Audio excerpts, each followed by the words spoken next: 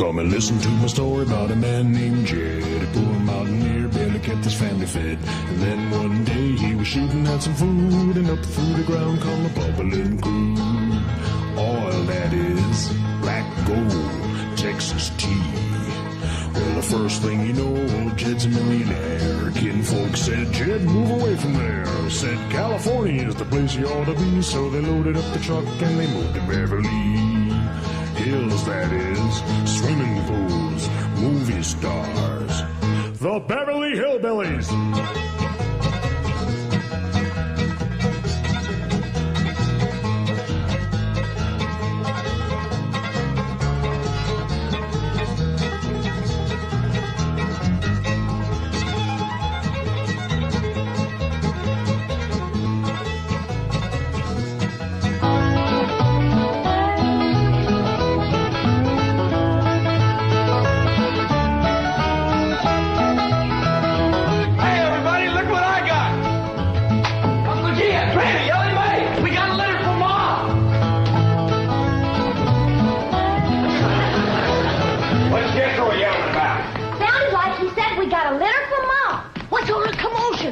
Ellie says, Jethro says, Pearl sent us a litter. A litter of what?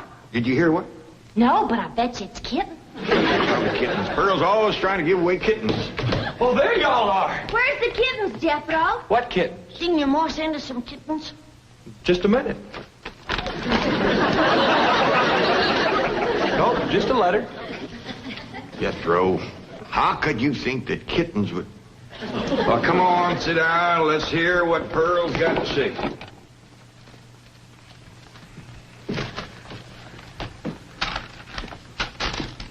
Dear son and kinfolk, I take pen in hand to say we are all fine back here.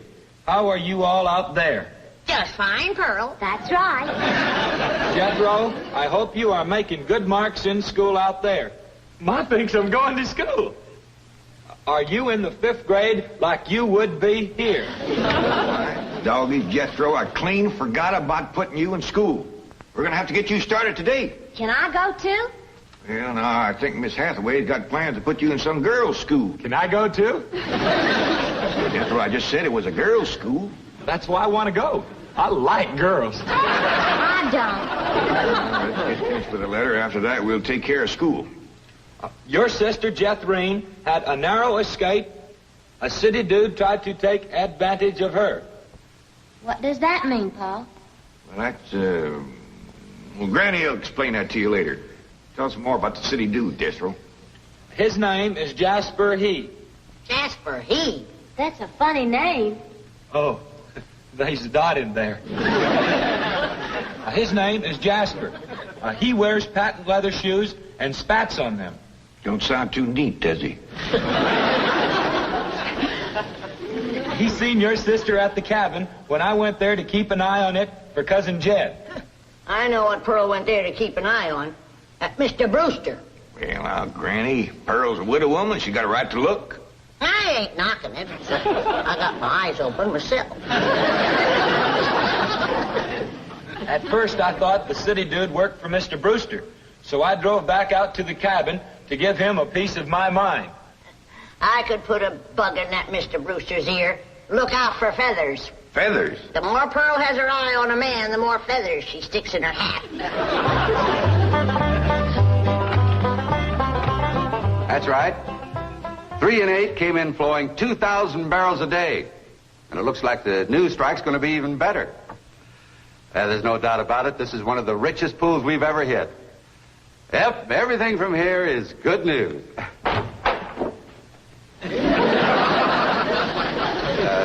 Well, not everything. I'll call you back.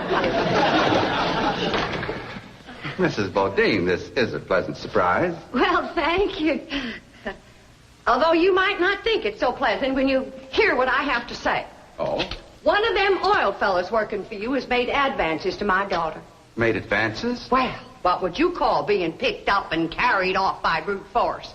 Well, I'd call that making advances. What's his name? Jasper Depew. Jasper Depew. I ain't seen him myself, but from what Jeff Green tells me, he's a pretty slick article. Well... Oh, Mr. Brewster, You don't know how hard it is for two girls living alone like Jethrine and me.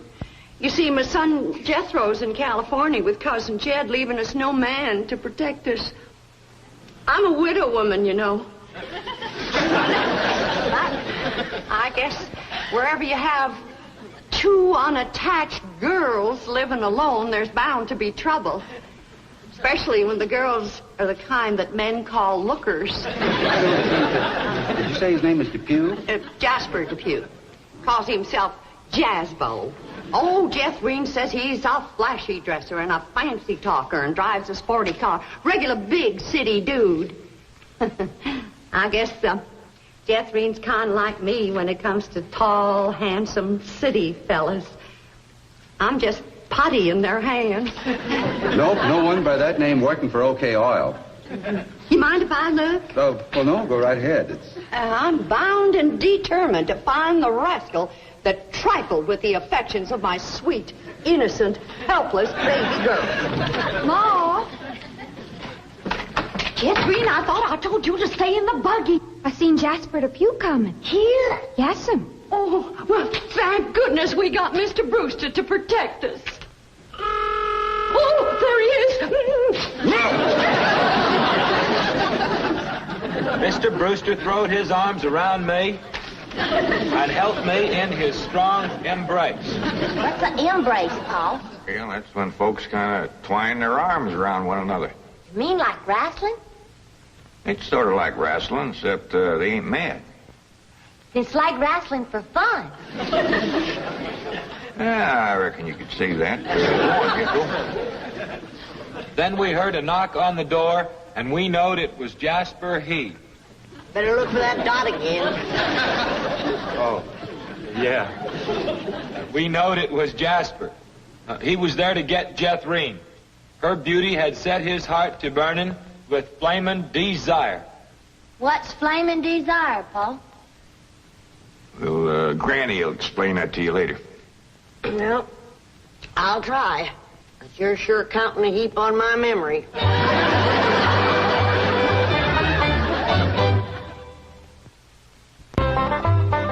Read on with your Mo's letter there, Jethro. Yeah, it's getting good. One city fella's got his arms around Aunt Pearl, and another's waiting at the door to grab Cousin Jethrine. My only thought was to save my daughter, so I tore loose from Mr. Brewster's embrace. I saw Jethrine heading for the door, so I quick throwed myself betwixt my child and danger. Sweet innocent Jethrine, not knowing better, let that rascal in. He went right to sweet-talking in a voice smoother than fresh churned butter. Hello again, you great, big, beautiful lump of sugar. I brought you something all the way from Eureka Springs. Genuine orchids growed in a hothouse. And this lovely young girl must be your sister. I'm her ma. No. Yeah. Well, for Jethrine's beautiful mother, a little gift of genuine French imported perfume all the way from Paris, France. Oh, well, you hadn't ordered. Oh, my goodness. Genuine Paris, France perfume. Look at that French writing on there. That says, "Ah, d'amour." That means, oh, love. Ain't he a sport, Ma? And for Jethrine's handsome father, a genuine cigarette case. Silver. Thank you, but I am not Jethrine's father. No, Mr. Brewster ain't my husband. He's just a friend. Well, any friend of Jethrine's beautiful mother is a friend of mine. This is from old Mexico and hammered out of solid silver by the Aztecs Indians hundreds of years ago. Well, that brings up an interesting question. Why would the Aztecs make cigarette cases when they had no cigarettes? That is an interesting question. I'll have to ask some of my Aztecs friends about that. Hey, Doc. Remember Ain't She Sweet? Well, I've read... Hey, what happened to your orchids? Nothing. I ate 'em already. You mean you ate all them expensive orchids? Ma, you should have spoke for one. They wasn't very filling. Ain't she sweet? from her head down to her feet, and that's a long way. But I ask you very confidentially, ain't that baby sweet? Ain't she large? But she gives me such a charge. I ask you very confidentially, ain't that baby large? She stretches out in all directions. I'm in a shout. Lord, that's perfection. Are you with me? Ain't she keen? Well, that's the most I've ever seen. And I'm here to tell you I'm her ding-dong daddy, and she's my queen. And she is king-size, my Jethrine. Lots of mama, my Jethrine. She carries me away. Put him down! So your sister Jethrine has got herself a steady fella now. He says he is going to ask for her hand someday. I hope he will take the rest of her, too. Ha ha. Give my love to all and be a good boy. I am going out now to mail this letter and get some more feathers for my hat. As ever, your loving mother. Gee, sure nice to hear from Ma. They're nice here. Jethro, you and me's got to go right out and find a school and get you to going. Granny, you pack up a nice lunch for Jethro to tote along. How about a big mess of poke greens and chitlins with some pole and a big pot of sorghum to dip it in? Fine. Oh, Granny, it don't have to be that fancy. Some of the other boys here in Beverly Hills might not have it so good. They go to complaining to their folks. Let them complain. It ain't gonna hurt none to raise their standard a little. I'll get the truck, Uncle Jay. Paul, please let me go with Jethro.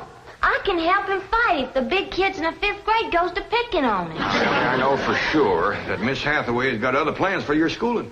But with Jethro gone, I won't have nobody to play with. Oh, yes, you will. I just remembered something. Mr. Drysdale's stepson is coming home for Thanksgiving. And he's going to be living right next door. And you can play with him. Mr. Drysdale gave me some pictures of him. Here's some pictures of Sonny. That's what they call him, Sonny. He's been going to a lot of schools, and you ought to know some real good games to play. Ain't he something? Yeah, but what? Why, he's a boy. Are you sure? Really, just because he's wearing... Well, there's Jethro. Now, you keep thinking about how much fun you're going to be having with him right next door. You know, he does kind of favor that movie actor, Rudolph Valentino.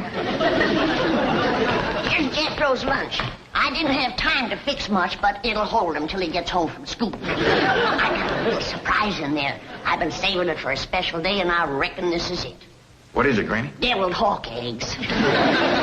Doggies. Makes me wish I was going to school.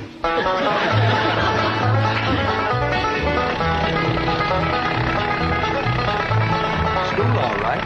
Millicent, Schuyler, and Potts. I reckon them 3 is the teachers. 3 teachers. Must be awful big school. I'll say. Well, let's go in there and get you started.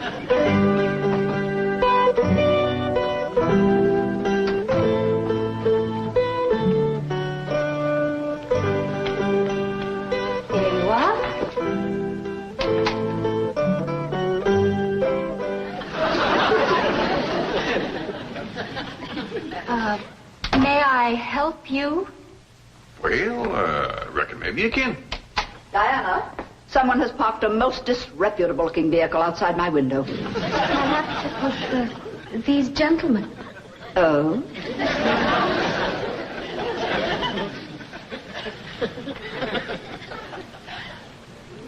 Yes? What is it you wish? Well, I'd like to get my nephew started into school. Here? Yeah, here's all right if you got room for a desk and his lunch basket. My dear man, this is a most exclusive private school. The tuition is quite expensive. Well beyond your means, I'm sure. Does that mean it costs a lot of money? That is precisely what it means. Well, I can pay you if it ain't over $25 million. 25 million? Yes, ma'am, that's all I got. Dollars? Yes, ma'am. In cash. Yes, ma'am.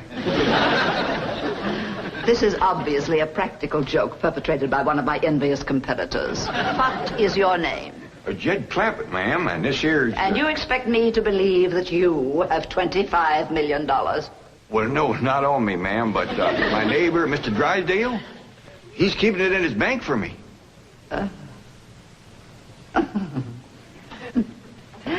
Get me Milburn Drysdale at the Commerce Bank. You see, it just so happens that Mr. Drysdale holds the mortgage on this school, so we are very well acquainted. Hello. I'd like to speak with Now, Milburn Drysdale. if you wish to admit that this is a hoax and be on your way, we will forget the entire incident. Otherwise, you may be liable to some sort of action for invasion of private property and impersonating a millionaire. Mr. Drysdale is coming on the line now. Thank you. This is your last chance, Mr. Clampett. My next call will be to the police. Very well. Mr. Drysdale, Millicent Schuyler Potts here. Come in, come in, come in, come in. Thank you, ma'am. Diana, tea for these gentlemen. Croppett? Oh, no, ma'am. Clampett. Diana, use the spoon tea set. Well, sit down, sit down, sit down, sit down. Just the two of us. Ellie Mae and Granny didn't come. Well, do make yourselves comfortable. Mr. Drysdale's exact words to me were, oh, never mind his exact words. Apparently he values your friendship greatly, and Mr. Drysdale is a very important mortgage. Ma'am. Now then, shall we talk about your youngster who's entering our 5th grade? What is his name? Jethro Bodine. Bodine? Jethro. No, ma'am. Jethro Bodine. We always put the last name first. Now, male, of course. Yes, ma'am. Just got a letter this morning. Date of birth? December the 4th. Year? No, ma'am. Back home. We only been here a few weeks. Perhaps you should answer the questions for our vital statistics. Now, we need to know the complete birth date, which in turn gives us the exact age. Now, we have December 4th, and judging from the fact that your nephew is entering the 5th grade, I would surmise that the year is 51 or 52. Am I correct? Oh, Jethro ain't near that old. And in the 5th grade? Why, that's wonderful. Well, perhaps we have a budding genius on our hands. Archie! How poor. Oh, Diana, I'd like you to bring me one of our boys' uniforms to show these gentlemen. A 5th grade size. No, on second thought, you'd better make it 3rd grade. He's younger than average. We require that all of our students wear identical uniforms. It makes for less friction that way. Otherwise, the boys of millionaires are apt to be taunted by the really rich. I bet you Jethro will look right good in a uniform. He can't wait to be a soldier. Oh, yes, many a young lad is like that. However, our uniforms do not reflect any militaristic design. No, rather, we strive for something gay, attractive, and smart. Now, there you are. Charming, isn't it? Now, you take this home and have Jethro wear it when he comes to school in the morning.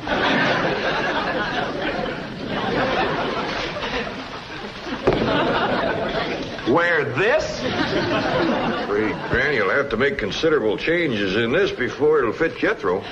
So tiny? Yes, ma'am. And in the 5th grade? Why, the boy must be a genius. Well, you may be very sure that we will bring him out. If he wears this, he'll bust out. Now then, how do you gentlemen like your tea? We don't know, ma'am. We ain't tasted it yet. Oh, you are the fun-loving one, aren't you? Yes, ma'am.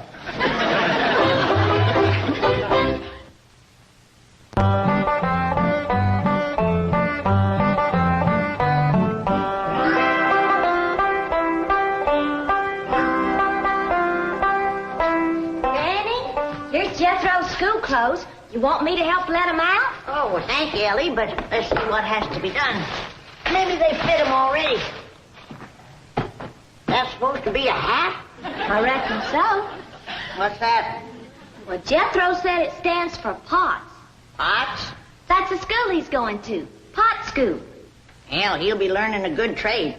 If there's something folks always needs, it's pots. Jethro can make you some dandy new ones once he catches on to it. Who in the Sam Hill is supposed to wear that? Well, Jethro, I reckon. Jethro couldn't have wore that at 3. Paul said it'd take some letting out. Letting out? There ain't enough seams in the whole world to let that out. How's it going, Granny? Are you getting my uniform already? Jethro Bodine? No, Granny. Over to school, it's Bodine Jethro. Ellie Mae, leave the room. Ain't you got no shame running around here in your underpants? Granny, these ain't underpants. They swimming trunks. You wrap that towel around you before I cut a switch. But Granny, Miss Hathaway said... I don't care who says what. I'll be glad when your ma gets out here to take you in hand and to make you some school clothes. These things ain't never gonna fit. But Granny, I gotta have these in the morning. It's a rule. All us kids over there's gotta wear these. And that coat, too. Yeah. I sure wish your ma was here with her sewing machine. Pearl's a whiz at making clothes. Now that you're going to be keeping company with Jazzbo Depew, you're going to need some nice clothes. I like the little fella, Ma. I'm glad, Debbie. But you got to stop picking him up all the time. He ain't heavy. That ain't the point. It don't look fitting for a girl to run around carrying a fella. All right. I won't pick him up anymore. Till we get married.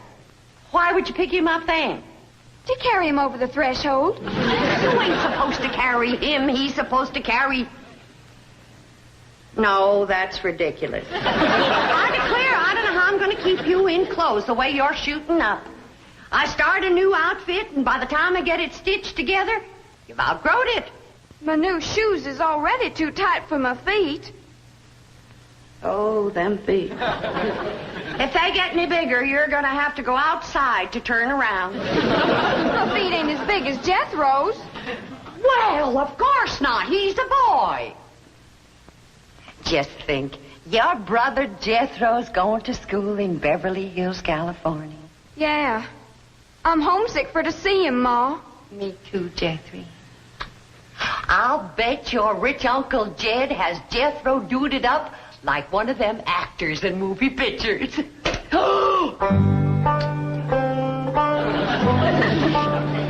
I can't understand these Beverly Hills schools. Wearing that uniform ain't gonna make you no smarter.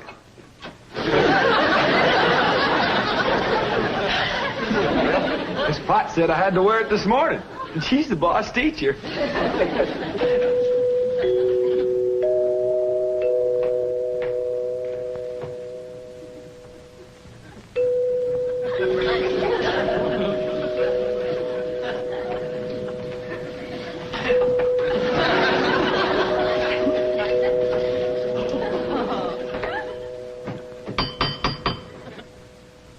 Dang, if Jethro ain't right. Every time that music plays, somebody comes to the door. Good morning. Surprise. Good morning, Miss Potts. I decided to come by and drive our diminutive genius to school myself. What? Your nephew, Jethro. Oh, yes, ma'am. Jethro! Come on down here. You got to ride to school. Well, that's mighty nice of you, ma'am. Oh, tut. I'm going to give the boy my personal special attention. I feel that when one... Well, howdy there, Miss Potts. You come to take me to school? You betcha she is. I want you to be a good boy and make good marks so your ma will be proud of you.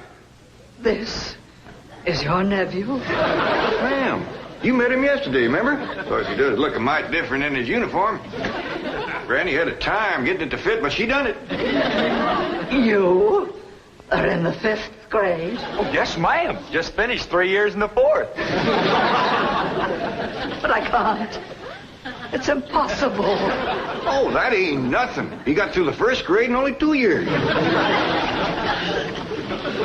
Under no circumstances can I allow this. Well, say, here comes Mr. Drysdale. I reckon he's coming to see Jethro off to school. Come along, Jethro. Tippity hop. This is the way we go to school. This is the way we go to school. Here's Jethro's lunch. Oh, Jethro! You forgot your lunch.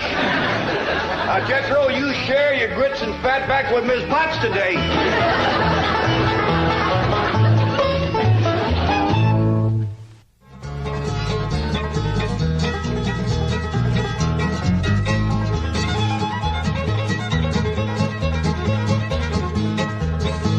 Well, now it's time to say goodbye to Jed and all his kin. They would like to thank you folks for kindly dropping in. You're all invited back next week to this locality to have a heaping helping of their hospitality. Hillbilly, that is. Set a spell. Take your shoes off. Y'all come back now, here.